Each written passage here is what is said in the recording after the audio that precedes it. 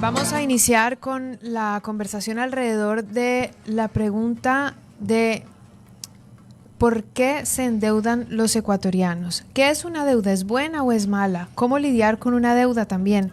Esto lo conversaremos con César Coronel. Él es magíster en Derecho de Empresas, es abogado, es también gerente general y socio de Defensa Deudores Ecuador, sucursal de Defensa Deudores Chile.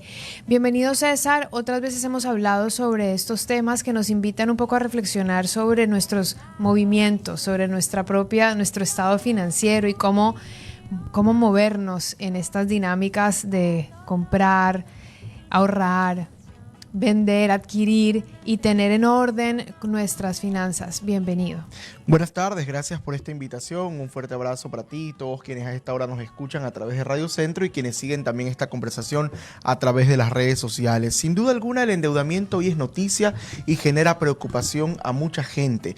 Y esto genera una serie de temas y a su vez una serie de mitos también alrededor del tema de las deudas.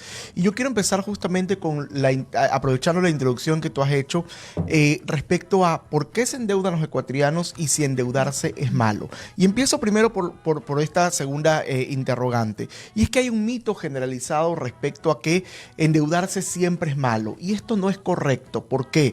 Porque el endeudamiento prudente, el endeudamiento responsable, el endeudamiento debidamente planificado, no solamente que no es malo, sino incluso en algunos casos resulta necesario.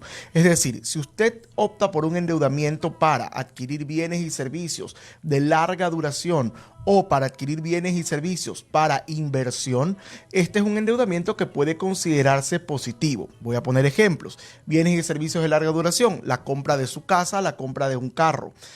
Bienes y servicios para inversión. Pasa mucho en la ciudad de Guayaquil, sobre todo, más aún en esta época de que ya, bueno, un poco va mejorando el clima.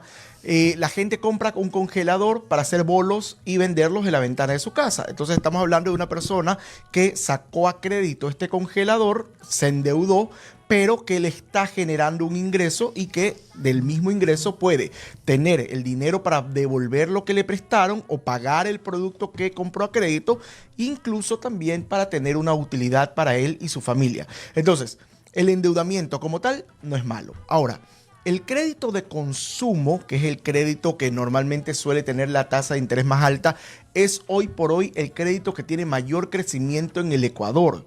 Entonces, en ese sentido es importante mencionar que si bien es cierto, por cantidades, los créditos quirografarios, es decir, la compra de casas, son los más importantes por cantidades. Hipotecarios. Los hipotecarios. En lo que respecta al número de operaciones, en cambio, es el crédito de consumo, es decir, la tarjeta de crédito y otros rubros similares donde más hay endeudamiento por parte de los ecuatorianos.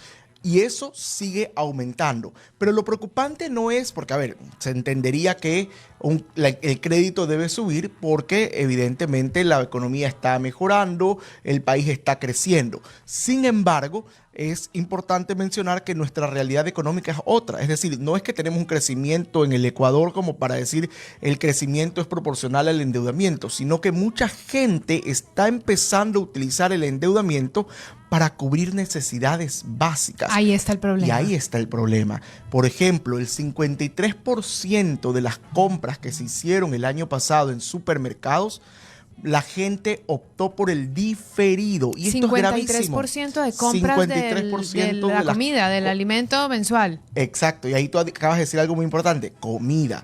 Es decir, bienes perecibles. Yo estoy optando a pagar mis compras de esta semana a 3 meses. Pero resulta que mis compras de esta semana, huevos, leche, pan, jamón, se van a dañar en una semana si no los consumo o me los voy a consumir en una semana o 2. Entonces, ¿qué pasa? Que el endeudamiento va a perdurar 3 meses, pero el consumo del producto apenas dura 1 o 2 semanas. Y desde ahí ya detectamos un problema. Entonces, si usted quiere saber si el endeudamiento que está optando es bueno o malo, hay muchas formas de saberlo. Pero una de las reglas más importantes es el tiempo. ¿Cuánto tiempo voy a consumir este bien, este producto o este servicio y en cuánto tiempo lo voy a pagar? Entonces, si el producto se consume en un tiempo menor al de la deuda, ya hay una alerta. Claro, claro. Ahora, esta es una respuesta. El tiempo sería un factor. ¿qué otros factores podríamos encontrar para entender si la deuda es sana o no? Porque hablaste de bienes de larga duración, de inversión, se hizo un ejemplo sobre un tipo de inversión como con el congelador, pero ¿cuándo, por ejemplo, entender que la inversión, una inversión mayor, puede ser riesgosa o no? Porque un congelador, listo, claro, para... digamos, no es una inversión altísima. Depende también de la persona que vaya a adquirir este congelador, pero de una u otra manera no estamos hablando de cientos de miles, ¿verdad? Pero ¿qué pasa cuando hay una inversión un poquito más robusta? Y ahí es cuando tal vez en el tiempo no sabemos calcular muy bien si es una inversión inteligente, o tal vez no solamente el tiempo sea el aspecto que me lo decida. Bueno, ese tema ya, digamos, es un poco más amplio en lo que respecta a inversiones. Una inversión debe responder a una planificación, a un estudio de mercado, debe responder a necesidades puntuales también de la comunidad. Por ejemplo, no tiene sentido que yo, por ejemplo, vaya a vender ropa para frío en Guayaquil. Evidentemente esa inversión va a fracasar al final del día. Entonces, eso va a depender de muchos factores, pero endeudarse para una inversión siempre que haya una previa planificación podría terminar traduciéndose en una muy buena decisión. Sin embargo, también recordemos una cosa, que hay muchas personas que se han endeudado, ya sea por un tema de consumo, como podría ser una tarjeta de crédito, un tema de una vivienda, un tema de un carro, habiendo previamente hecho un análisis y una planificación. Pero con el paso del tiempo, los factores que lo llevaron a tomar la decisión de endeudarse pueden cambiar. Lo digo de otra manera. Yo decido comprarme ahora mi casa, de manera responsable, sé que la voy a poder pagar, pero en el camino pierdo el trabajo. En el camino un familiar fallece, un familiar tiene una enfermedad catastrófica discapacitante. Hay tantos factores que pueden incidir directamente en nuestra capacidad de pago y esa es la realidad que hoy vive el Ecuador. Recordemos que hay gente que viene arrastrando consecuencias del paro de octubre del 2019, de la pandemia del 2020, del nuevo paro de junio del 2022. Luego vino todo el tema de las vacunas, extorsiones, estados de excepción, que esto también redujo los horarios de muchos establecimientos y ciertos tipos de negocios se vieron afectados.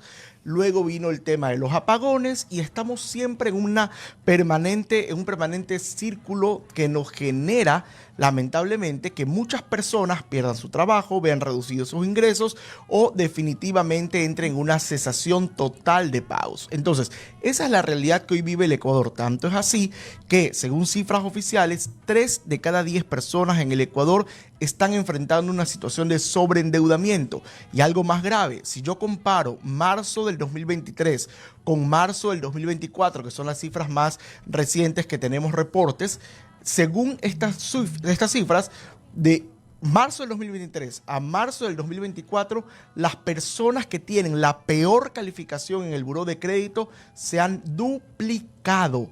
Es decir, hay un claro síntoma de que algo está pasando. Y yo leía el otro día también una nota de un medio de comunicación que recogía la preocupación de la señora superintendenta de Economía Popular y Solidaria, advirtiendo sobre la grave situación de sobreendeudamiento en Ecuador. Pero este es un tema del que venimos hablando y en este espacio también hemos tenido la oportunidad de hacerlo ya casi durante 2 años. Y la situación no solo que no mejora, sino que se va agravando cada vez más. En ese sentido, es importante también analizar en detalle el sobreendeudamiento, pero también evitarlo. ¿Y cómo evitamos el sobreendeudamiento? Respondiendo obviamente a lo que ya habíamos dicho en la primera parte de esta entrevista, es decir, el endeudamiento bueno y el endeudamiento malo, pero también haciendo un ejercicio de transparencia de nuestra realidad económica. Es decir, yo no puedo seguir creyendo que tengo salud financiera si estoy dedicando la mitad de mis ingresos a pagar deudas. Esa ya es una alerta. Cuando usted empieza a utilizar más del 40% de sus ingresos al pago de deudas, esta es una alerta de que su economía no está bien. Entonces, decía yo, transparentar las cifras, ¿qué significa? Saber cuánto es lo que estoy ganando, no lo que yo espero ganar o lo que yo aspiro a ganar, no, cuánto dice mi rol de pagos. Usted gana 400, bueno, menos el IES, menos no sé qué, está recibiendo tanto. Entonces, primero, ingresos. Segundo, ¿en qué estoy gastando mi dinero? Muchas veces la gente dice, Fácil, saco la planilla de agua, luz, teléfono, internet y esos son mis gastos mensuales. Perdón, ¿y cuánto estás gastando en plataformas de streaming? ¿Cuánto estás gastando en pedidos a domicilio de comida? ¿En qué estás utilizando tu dinero? A veces no tenemos claramente mapeados nuestros gastos. Tenerlos claramente mapeados no es para que nos deprimamos. Oye, qué mal, cómo me está yendo, estoy gastando de más. No, no, no.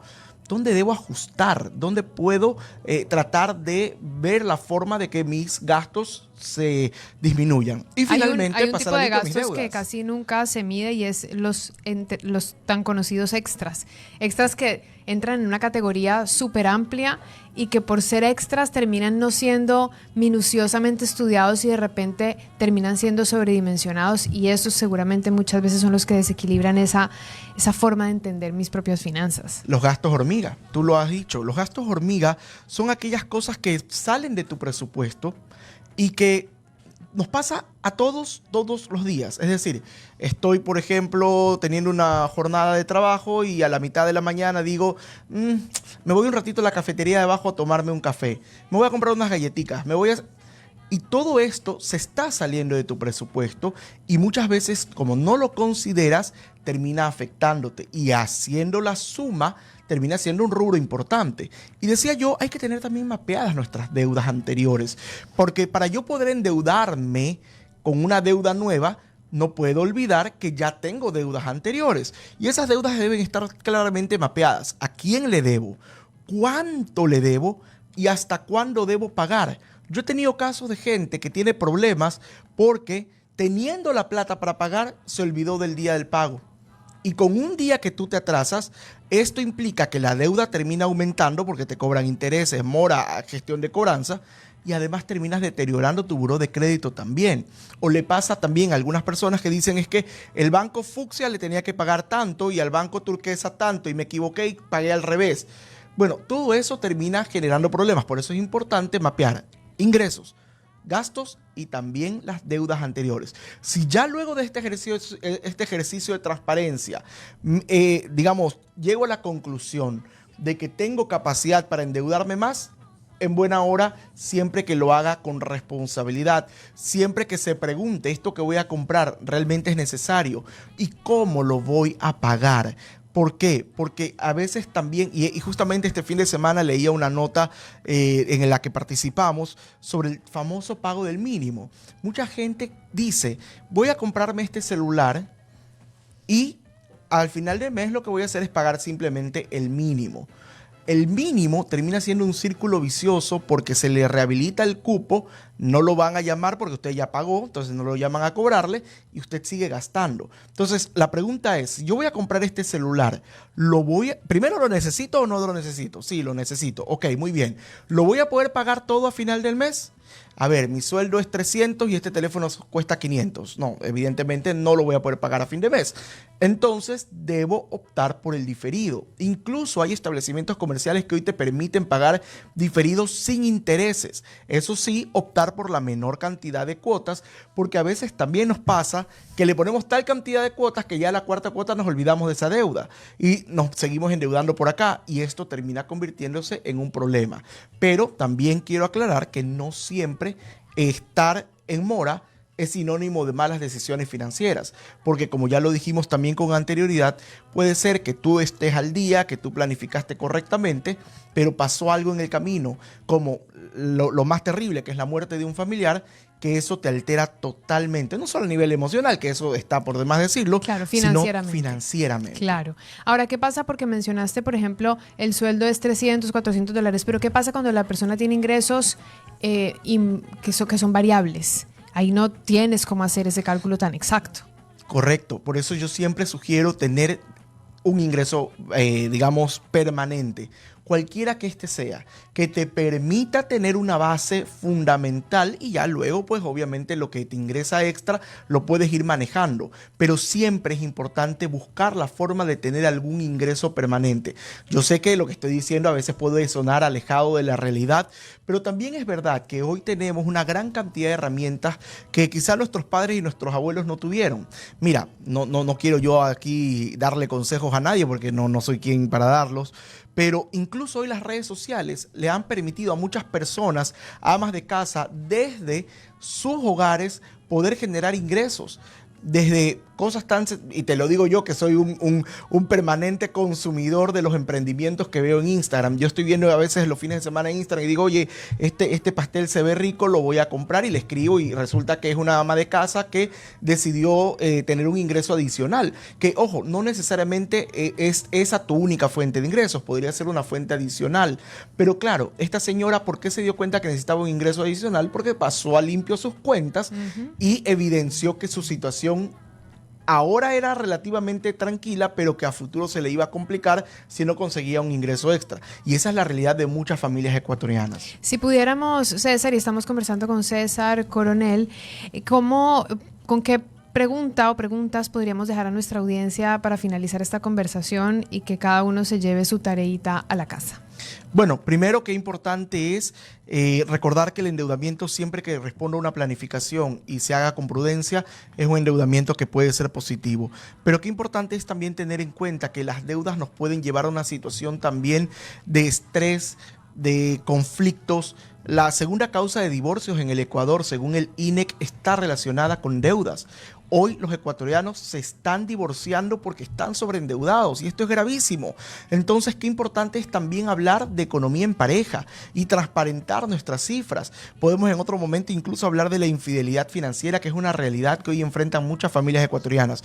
Pero quiero concluir con la idea de que muchas de estas situaciones, que incluso muchas veces responden no a una mala decisión financiera, sino a factores que nosotros no podemos controlar, nos pueden llevar a caer en morosidad y, obvio, esto se puede traducir en un proceso judicial. Por lo tanto, es importante que la gente no pierda la calma, que recuerde que toda deuda tiene solución y que si usted ya tiene un proceso judicial que ha sido iniciado en su contra, debe buscar asesoría especializada para no cometer errores y buscar la forma de que esta situación jurídica que usted ya está enfrentando no se complique aún más, sino que más bien juntos podamos encontrar una salida, una solución que le recupere a usted, sobre todo lo más importante, su tranquilidad y su paz en familia.